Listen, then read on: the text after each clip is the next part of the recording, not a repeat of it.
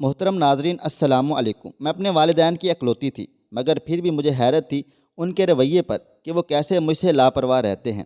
حالانکہ لوگ تو اپنی اکلوتی اولاد کو سینے سے لگا کر رکھتے ہیں، ہتھیلی کا چھالا بناتے ہیں، مگر وہ نہ جانے کیوں ایسے تھے۔ کبھی مجھ سے میری ماں نے میرا حال نہ پوچھا، میری ضرورتوں کے بارے میں کبھی میرے باپ کو فکر نہ ہوئی۔ میں اس بات پر پریشان رہتی تھی۔ شروع ہی سے حساس مزاج کی تھی، چھوٹی سی بات پر رو دیتی تھی، ذرا سا غصے سے کانپ جاتی تھی، مگر پھر بھی میرے والدین کو میری فکر نہ ہوتی۔ میں اسی وجہ سے کمرے میں بند رہتی تھی اور بند کمرے میں ہی جوان ہوئی۔ میری پڑھائی صرف میٹرک تک تھی۔ میرے ابا کا اپنا بزنس تھا اور ماں بھی ان کے ساتھ ہی کام کرتی تھیں۔ ایک روز میں کمرے میں بیٹھی کتاب پڑھ رہی تھی جب اچانک دروازہ کھلنے پر چونک گئی۔ دیکھا تو شدید حیرت ہوئی، تو حیرت کی انتہا نہ رہی۔ مجھے یقین نہیں ہو رہا تھا، جو دیکھ رہی ہوں وہ حقیقت ہے۔ میں نے پوری زندگی یہ دیکھا نہیں تھا۔ میں بے یقینی کی کیفیت میں تھی جب آنے والی ہستی یعنی ماں جی کی آواز سے ہوش میں آئی، جلدی اٹھو اور تیار ہو جاؤ۔ ماں جان نے جلدی سے الماری کھولتے مجھے کہا۔ میں اٹھ کر ان کے پیچھے کھڑی ہو گئی۔ خیریت ہے ماں؟ آج آپ میرے کمرے میں آئی ہیں؟ پہلے تو کبھی آپ نے مجھے دیکھنے کی زحمت نہیں کی۔ میں پوچھے بنا نہ رہ سکی، میرا پوچھنا بنتا بھی تھا۔ آخر ایک عمر میں نے دروازے کو دیکھتے ان کے انتظار میں گزاری تھی۔ سخت سے سخت وقت میں بھی ان دونوں نے مجھے دیکھنا ضروری نہیں سمجھا تھا۔ تب بھی جب میں بیمار روتی رہتی وہ مجھے دیکھنا گوارا نہ کرتے، تو پھر اس دن ان کا اچانک آنا مجھے تشویش میں ڈال گیا۔ وہ میرے کپڑے نکالتی الماری بند کر کے میری طرف مڑی۔ دیکھ میری جان، بحث نہیں کرو، چلو جلدی سے تیار ہو جاؤ، تمہارے بابا جان تمہارا انتظار کر رہے ہیں۔ ان کے لہجے میں جتنی محبت تھی میرے لیے نہیں تھی۔ میں نے بے ساختہ ان کا ماتھا چھوا، کہیں ان کی طبیعت تو خراب نہیں جس کی وجہ سے وہ میرے ساتھ یہ رویہ رکھ رہی ہیں۔ کیا ہوا بیٹا؟ میرا ہاتھ پکڑتی وہ پھر سے شیریں لہجے میں پوچھنے لگیں۔ کچھ نہیں، ان کا ٹمپریچر بالکل نارمل تھا، مگر ان کا لہجہ، یہ محبت مجھے کسی صورت قبول نہیں ہو رہی تھی۔ میرا دل و دماغ پوری طرح ان کے اس رویے کے خلاف تھا۔ بھلا یہ کیسے ہو سکتا تھا؟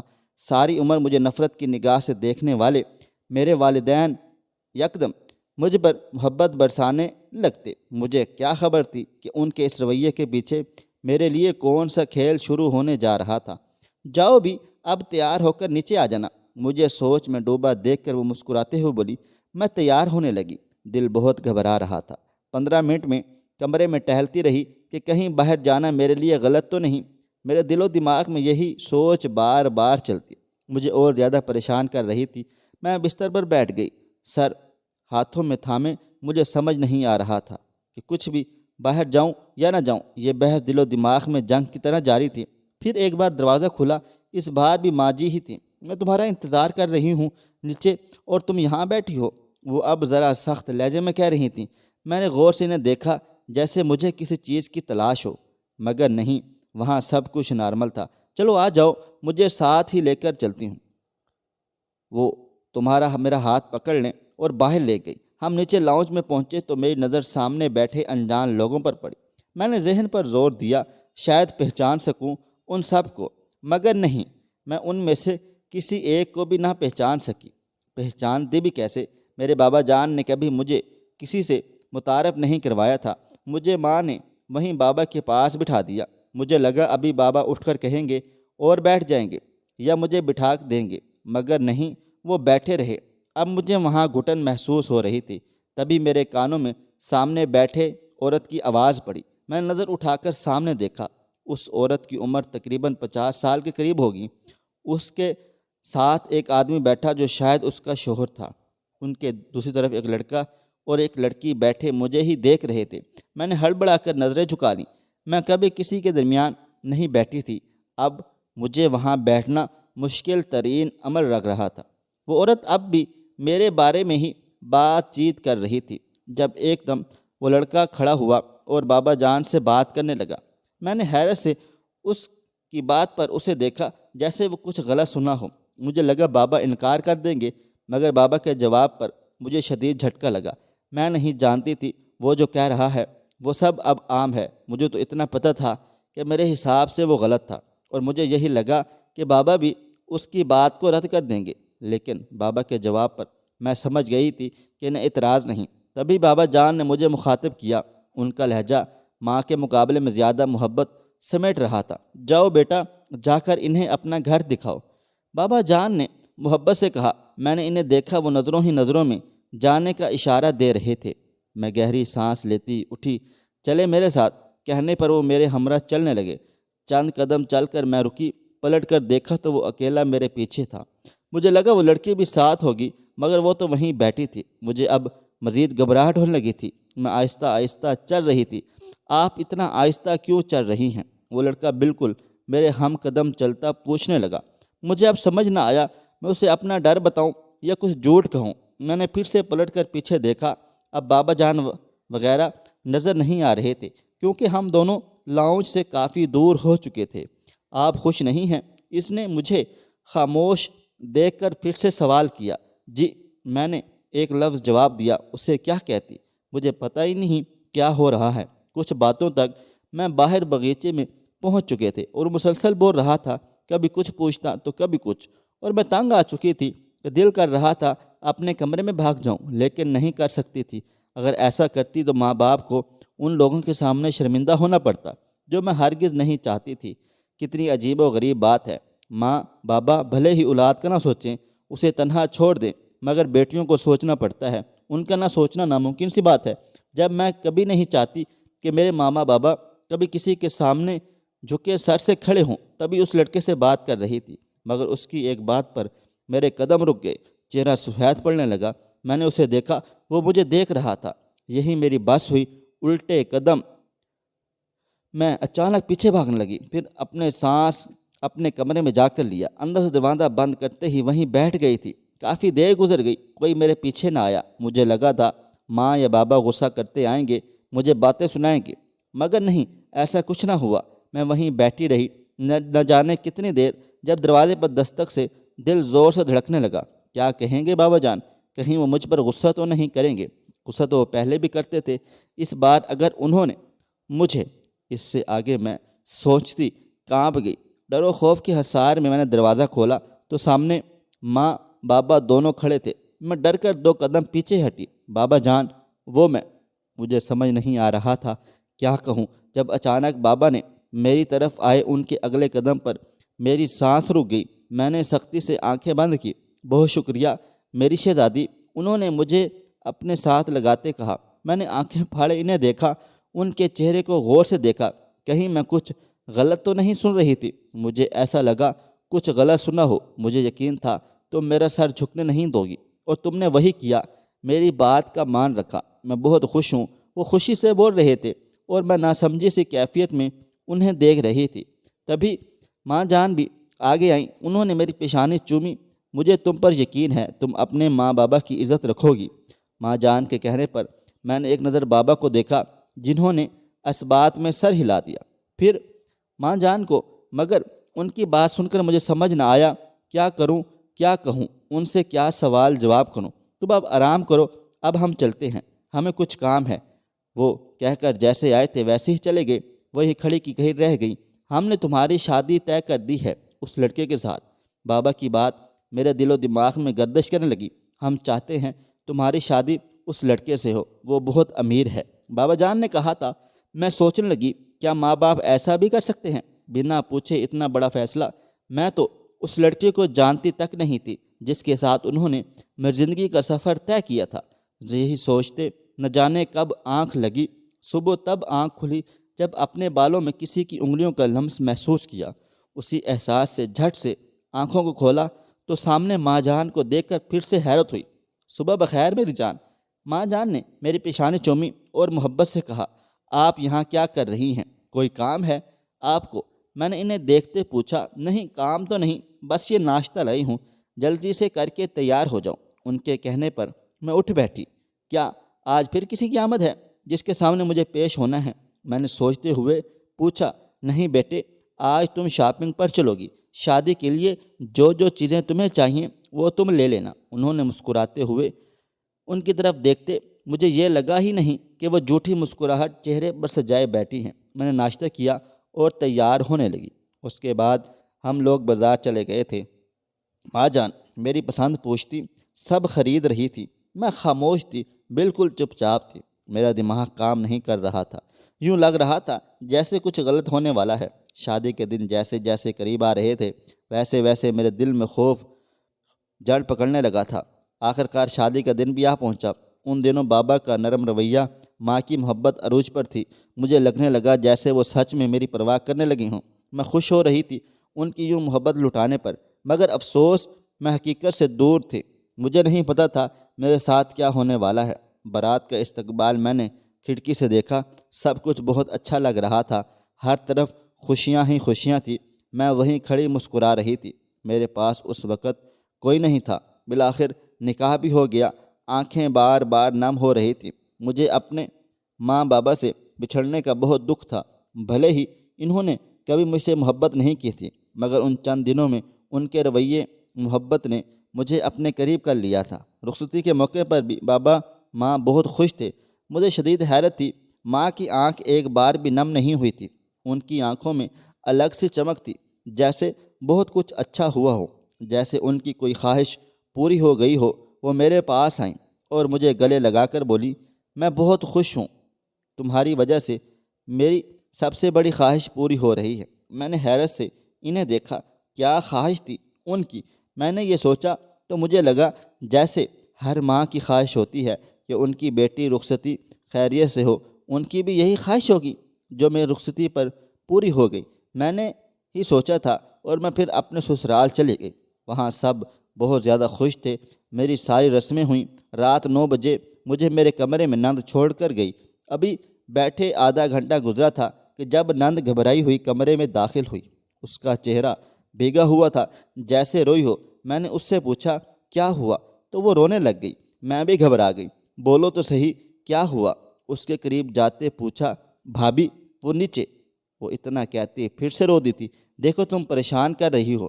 میں نے اسے دیکھتے کہا۔ میرا دل بہت خوف زدہ ہو رہا تھا، جسم کانپنے لگا۔ مجھے لگا میں ابھی رو دوں گی، آپ خود جا کر دیکھ لیں۔ روتے ہوئے نند نے کہا۔ میں کانپتے ہوئے نیچے کی طرف چل دی۔ سیڑھیوں کے پاس پہنچتے نظر پڑی تو دل ایک دم بند ہوا۔ جیسے میں بھاگتے ہوئے نیچے گئی، آخر میں گرتی گرتی بچی۔ سیڑھیوں سے پاؤں پھسلا، اوور رینکنگ سے سر، یہاں تک کہ میرے ماتھے پر خون کی لکیر دیکھ کر بھی ان کے اطمینان میں فرق نہ آیا۔ وہ 1 انچ نہ ہلے۔ بابا کیا ہوا؟ آپ یہاں؟ میں نے پریشان ہو کر پوچھا۔ جسم ابھی بھی کانپ رہا تھا۔ ان کے جواب پر میری سانس اٹکتی۔ میں تمہیں لینے آیا ہوں۔ بابا کے کہنے پر میں نے ناسمجھی سے انہیں دیکھا۔ ابھی تو میری رخصتی ہوئی تھی اور وہ ابھی مجھے لینے آ گئے تھے، کیوں؟ مجھے سمجھ نہیں آ رہا تھا۔ تبھی انہوں نے اپنے ہاتھوں میں پکڑا سیاہ بیگ میرے شوہر کو دیا، جسے اس نے پکڑ لیا۔ میں نے بابا کی سمت دیکھا، پھر بیگ کو۔ کیا تھا اس بیگ میں؟ اور بابا یہ کیوں کہہ رہے تھے کہ وہ مجھے لینے آئے ہیں؟ میں یہی سوچتے بابا سے پوچھنے کا سوچا، مگر میرے پوچھنے سے پہلے ہی جو بات بابا نے کہی اسے سنتے ہی میں نے ان الفاظوں پر غور کیا تو لگا جیسے روح کام گئی ہو، ساتوں آسمان سر پر گرے ہوں۔ میرے قدم لڑکھڑا گئے۔ میں نے شوہر کی سمت دیکھا جو بالکل خاموش مجھے ہی دیکھ رہا تھا۔ میں نے نفی میں سر ہلایا، مگر میری کیا اوقات، میں کون تھی جس کی بات وہ مانتا؟ میری بات تو میرے ماں باپ نے ہی نہیں مانی تھی۔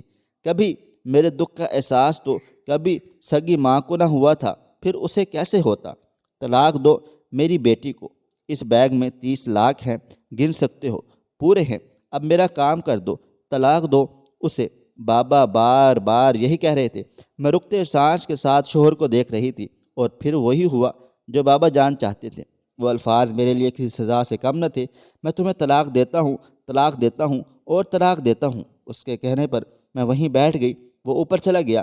بابا جان نے مجھے بازوں سے پکڑ کر اٹھایا اور پھر گھسیٹتے ہوئے لے گئے۔ میں پتھر کی مورت بن چکی تھی، دماغ بالکل بند ہو چکا تھا، دل چلا رہا تھا۔ کیا کوئی باپ ایسا کر سکتا تھا جیسا انہوں نے کیا تھا؟ انہیں اپنی بیٹی پر ترس نہیں آیا تھا؟ کیوں کیا تھا انہوں نے وہ سب؟ کس وجہ سے؟ کس لیے وہ میرے ساتھ وہ کھیل کھیل رہے تھے؟ بابا مجھے گھر لے گئے۔ مجھے ماں نے میرے کمرے میں چھوڑا۔ کیوں کیا آپ نے یہ سب؟ انہیں جاتا دیکھ کر میں نے پوچھا۔ وہ خاموش رہی، بولی کیا قصور ہے میرا؟ کس لیے آپ دونوں میرے ساتھ یہ سلوک رکھتے ہیں؟ اور آج حد کر دی آپ لوگوں نے، میری شادی کروا کر میری طلاق کروا دی؟ کیوں لگایا یہ تماشا؟ رہنے دیتے مجھے اس کمرے میں بند۔ میں نے روتے ہوئے چیختے چلاتے ہوئے کہا، مگر وہ خاموش تھی، خاموش ہی نہیں اور پھر چلی گئی۔ میں رونے لگی شدت سے اپنی قسمت پر۔ تھوڑی دیر بعد اماں کمرے میں آئیں تو ان کے ہاتھ میں دودھ کا گلاس تھا جس میں ہلدی ڈالی ہوئی تھی۔ یہ لو، یہ پی لو، سکون مل جائے گا، اماں نے کہا تو میں نے انکار کر دیا، مگر پھر بھی وہ زبردستی مجھے پلا کر چلی گئی۔ اسے پیتے ہی نیند مجھ پر غالب آنے لگی اور میں سو گئی تھی۔ اگلے دن اٹھی تو سب مجھے عجیب و غریب نظروں سے گھور رہے تھے۔ میں کچن سے پانی لینے گئی تو نوکروں کو یوں خود کو دیکھتا پا کر واپس اپنے کمرے میں چلی گئی۔ نہ جانے وہ لوگ مجھے ایسے کیوں دیکھ رہے تھے، کیا کر دیا تھا میں نے ایسا؟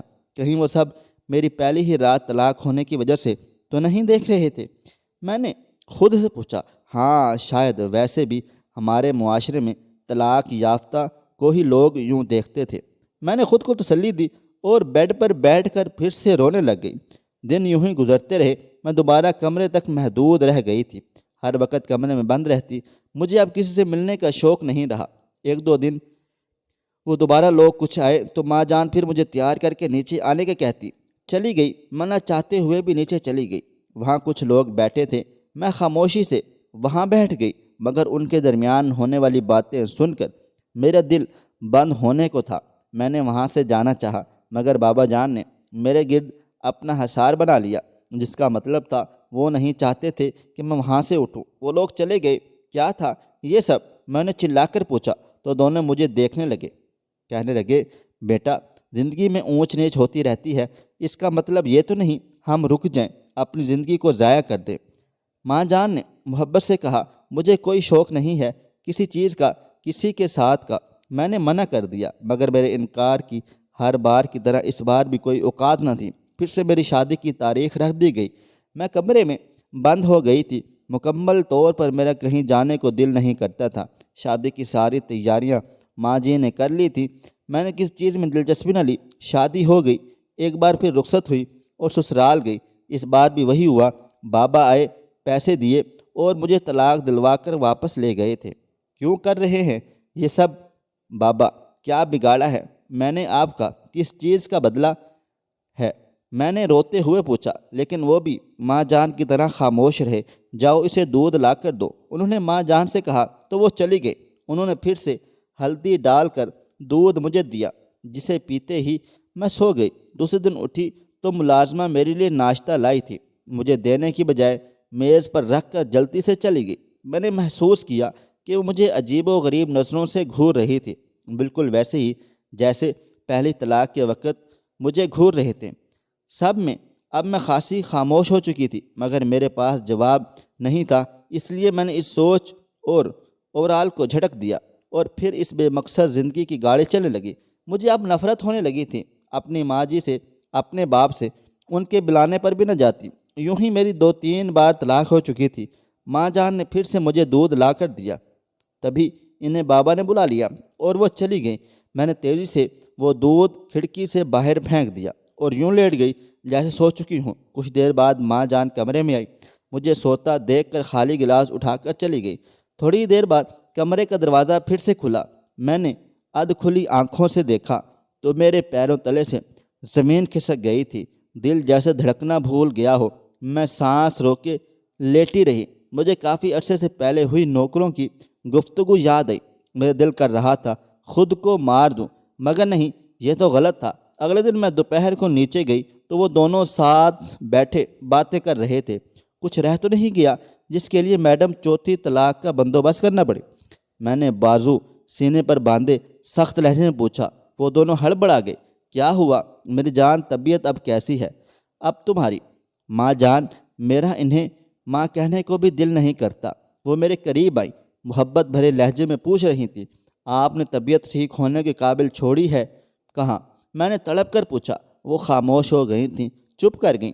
مجھے یقین نہیں ہوتا آپ لوگ اس حد تک گر سکتے ہیں۔ میں نے سنا تھا کچھ عرصہ اگر کوئی جانور بھی اپنے ساتھ رہ لے تو وہ بھی عزیز ہو جاتا ہے، مگر آپ لوگ کیسے انسان ہیں جنہوں نے مجھے پالا سنبھالا، پھر بھی مجھ سے محبت نہ کر سکے، مجھے اپنا نہ بنا سکے۔